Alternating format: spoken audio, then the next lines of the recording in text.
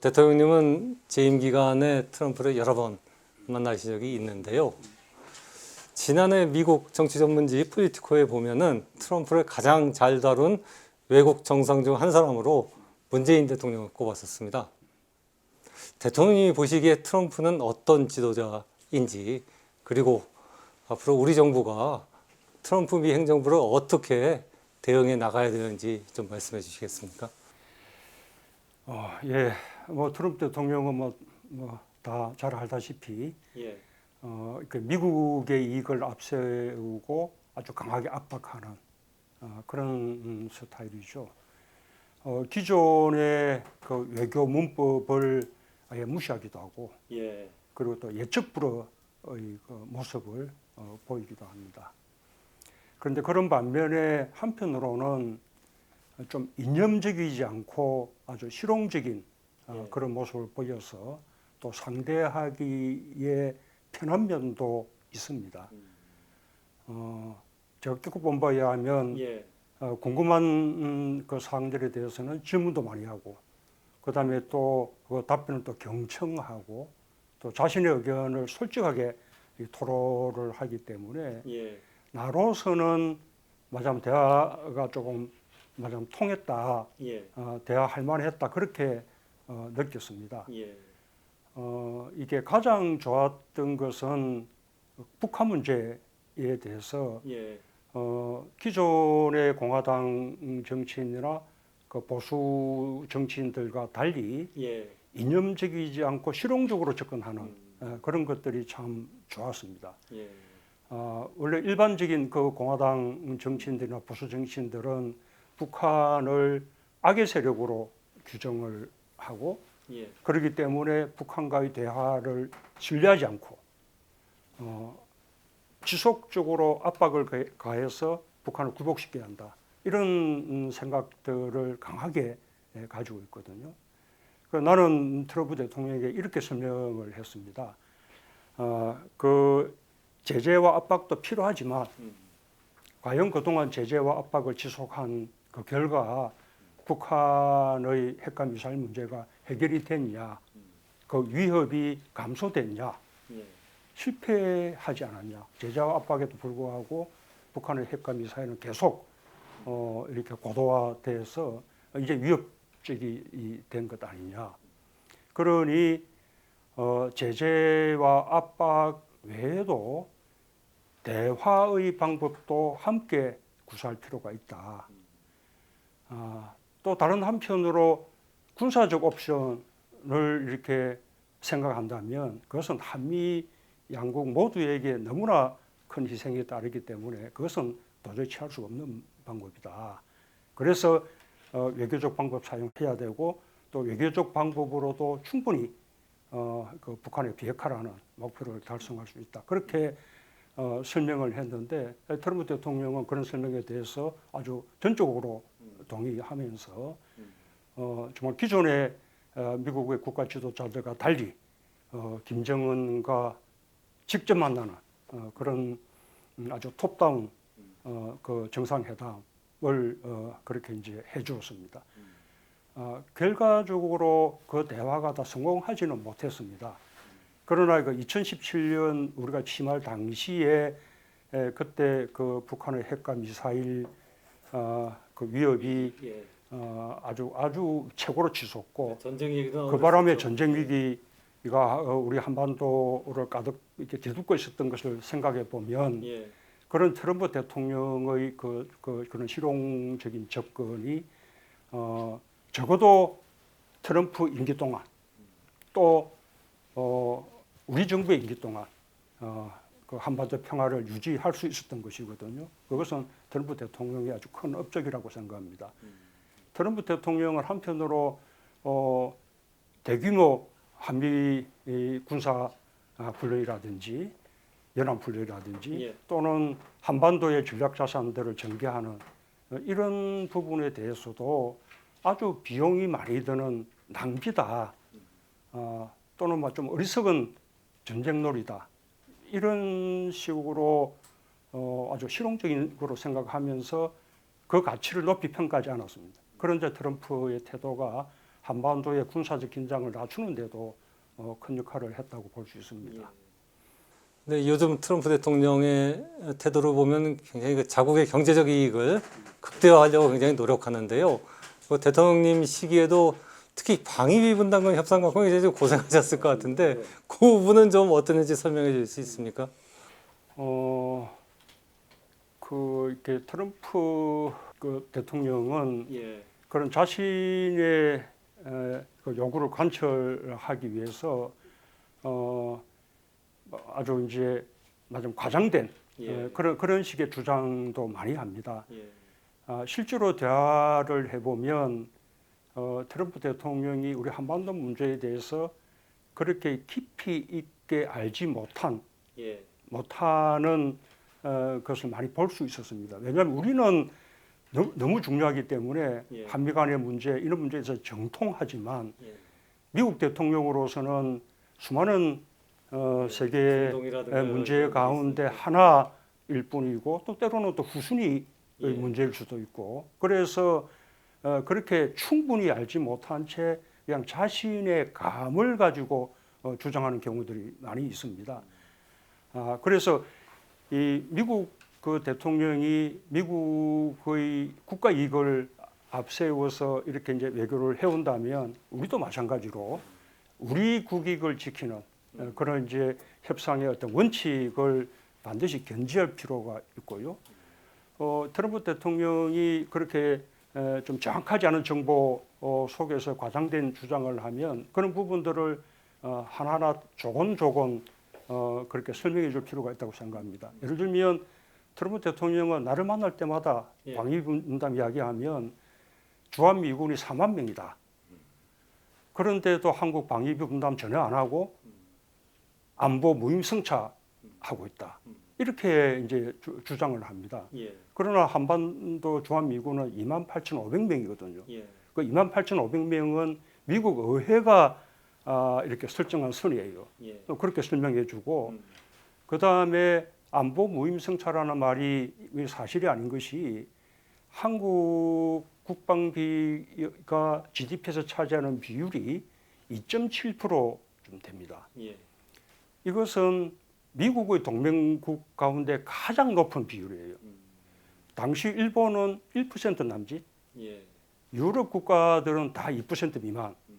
그러니까 2.7% 이렇게 높은 국방비를 부담한 나라가 없어요. 게다가 우리는 뭐 베트남 전쟁, 이라크 전쟁, 아프가니스탄 전쟁 이런 한국 전쟁 이후 미국이 벌인 모든 전쟁에 한국은 참전해서 마침 동맹국의 의리를 다했습니다. 그런 나라 우리나라밖에 없습니다.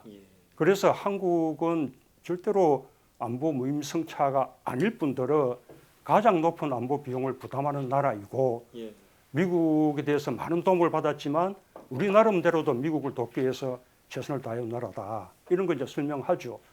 뿐만 아니라 방위비도 결코 적은 액수가 아니고 그것도 한국 경제가 발전하는 데 따라서 새로 협상할 때마다 새로 협정 체결할 때마다 항상 빠르게 인상시켜 왔다.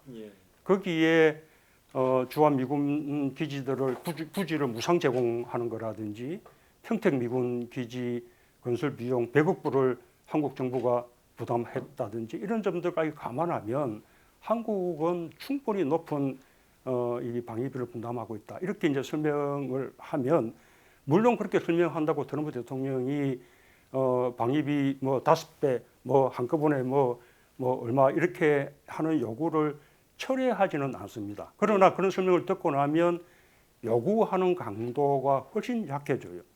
심지어 미국 쪽의 그 협상 대표들도 한국 입장 충분히 이해하겠다. 그러나 트럼프 대통령 지침이 있어서 우리는 어쩔 수가 없다. 이런 이야기를 이제 할 정도였거든요.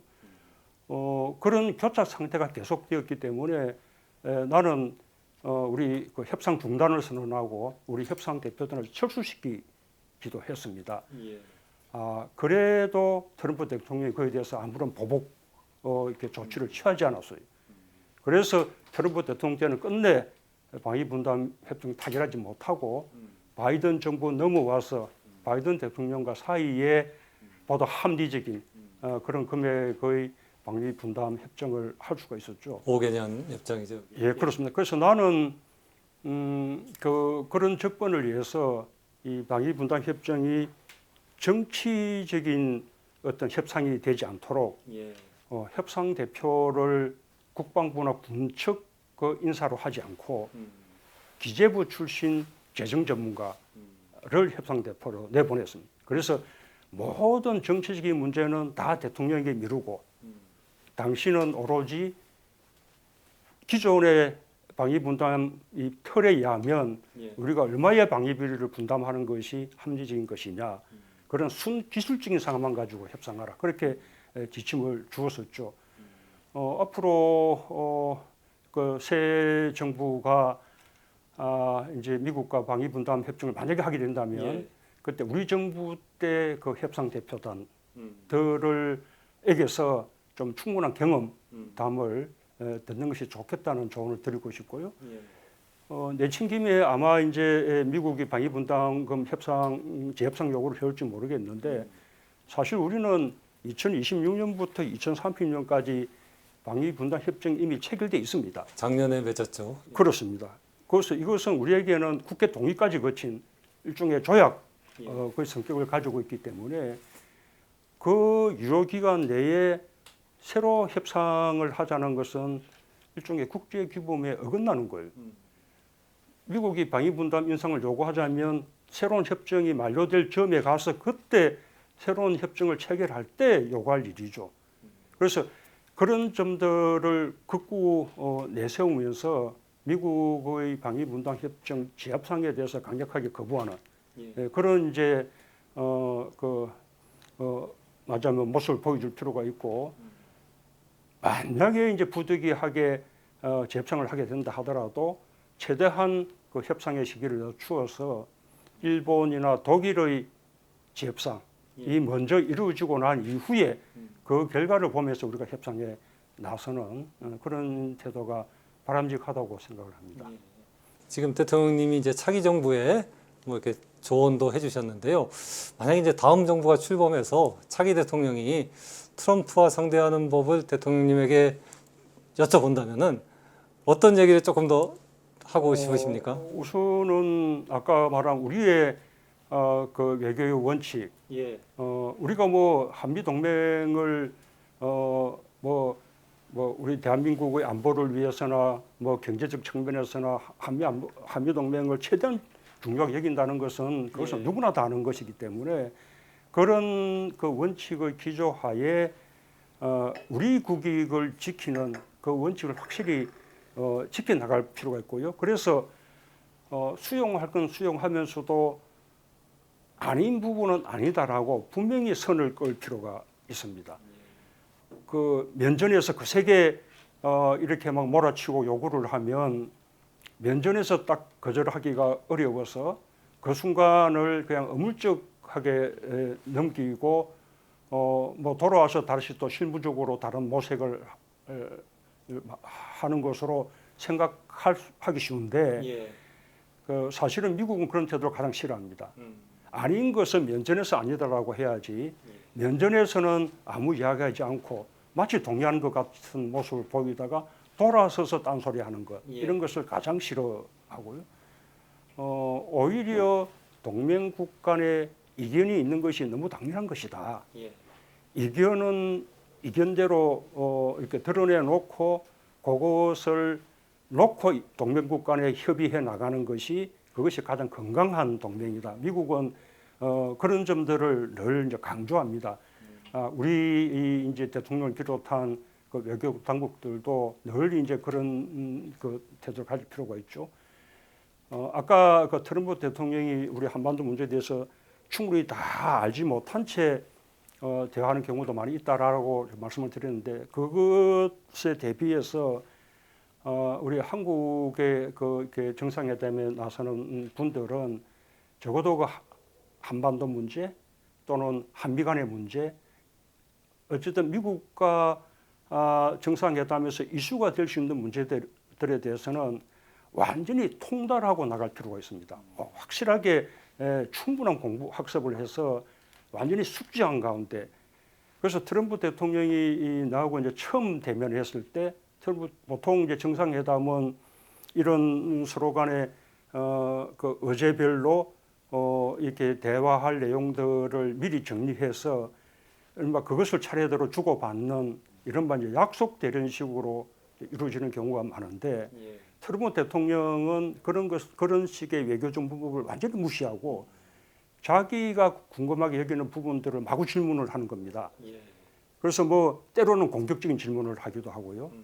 그러나 이제 다행히 그 질문들이 내가 다 충분히 소화하고 있는 그런 문제들이었기 때문에 내가 거기에 대해서 충분히 잘 답변할 수 있었고 그런 과정을 지나고 나니까 아주 이제 분위기가 이제 풀리면서 그 뒤부터는 아주 화기애애하게 남은 일정을 마칠 수가 있었습니다. 그리고 껴서 보니 트럼프 대통령은 첫 인상을 굉장히 중요하게 여기는 그런 사람으로 보였어요. 이 첫 이렇게 회담이 아주 잘 되었기 때문에 나는 임기 내내 트럼프 대통령과 좋은 관계를 유지할 수 있었다고 그렇게 생각을 합니다.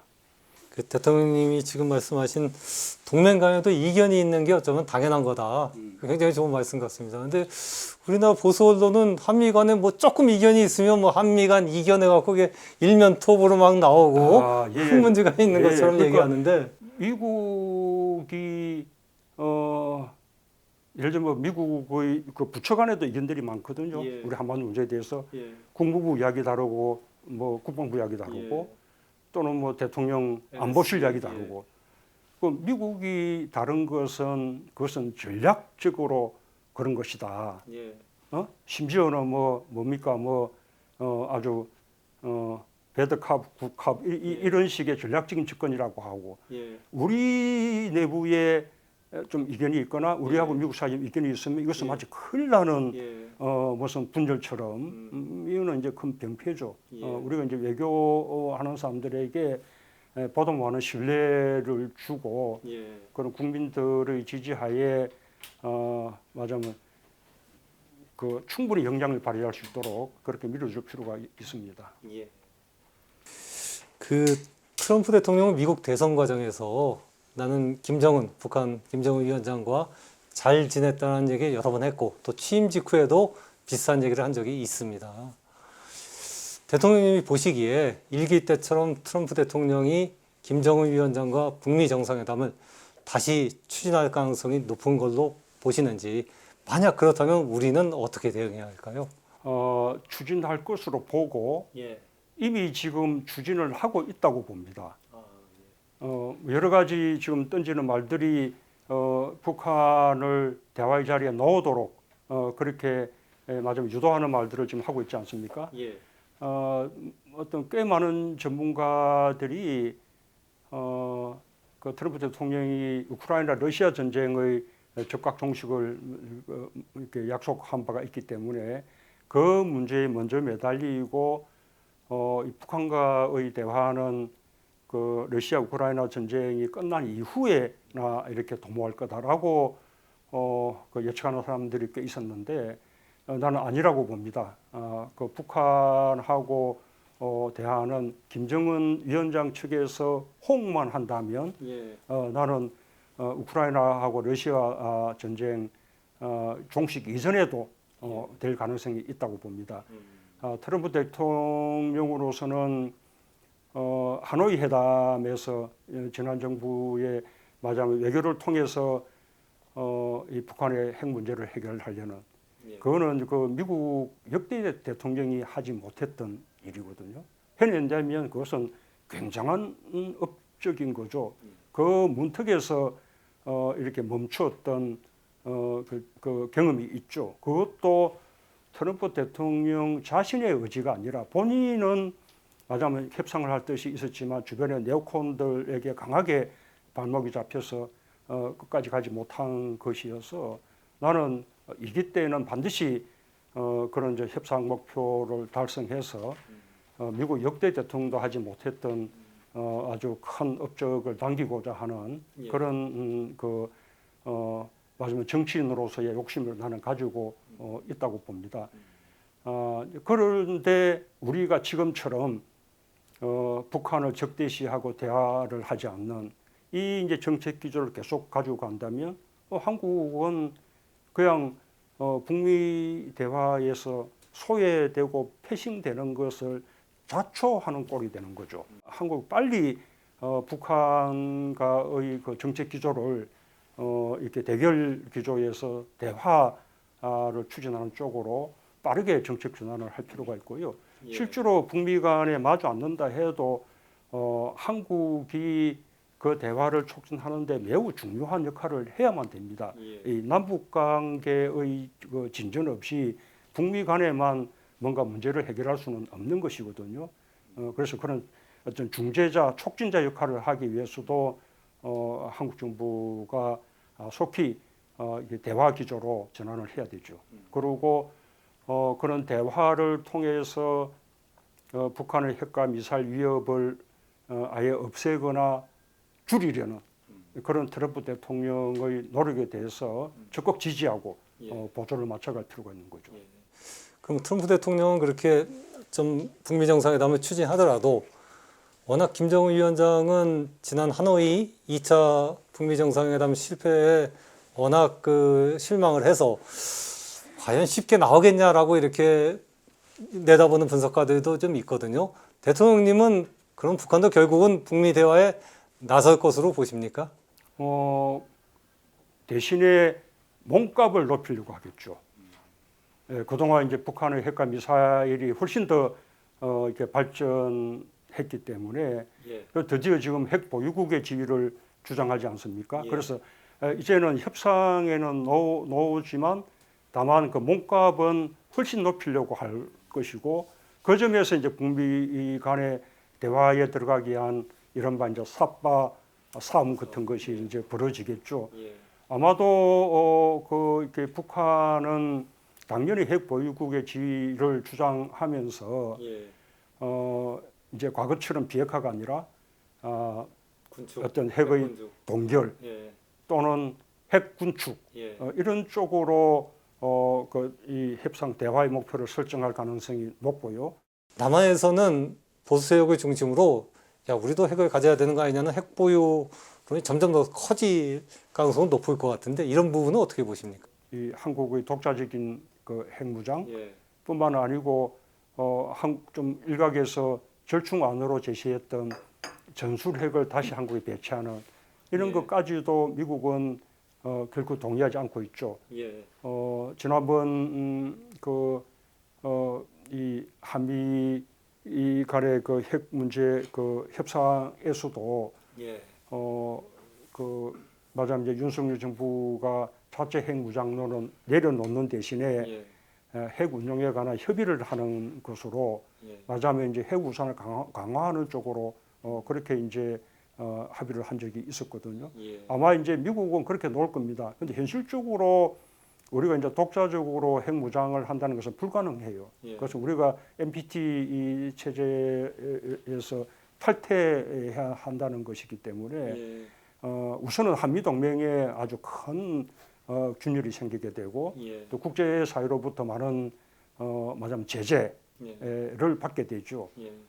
한국이 핵무장을 하게 되면 일본도 대만도 예. 이렇게 핵무장 쪽으로 나서면서 동북아 이 동아시아 지역이 이게 말하자면 핵 도미노 예. 그런 현상도 일어날 수 있어서 예. 아마 그것은 미국으로서는 결코 받아줄 수 없는 요구일 거라고 봅니다. 예. 그러나 이제 미국 쪽에서는 그런 한국의 요구를 마냥 무시할 수 없기 때문에 예. 그래서 완전한 비핵화라는 최종 목표를 우리가 놓지 않겠다는 한국의 어떤 목표에 대해서 미국도 그 점까지 이렇게 거부하거나 부정하지는 못할 것이라는 거죠.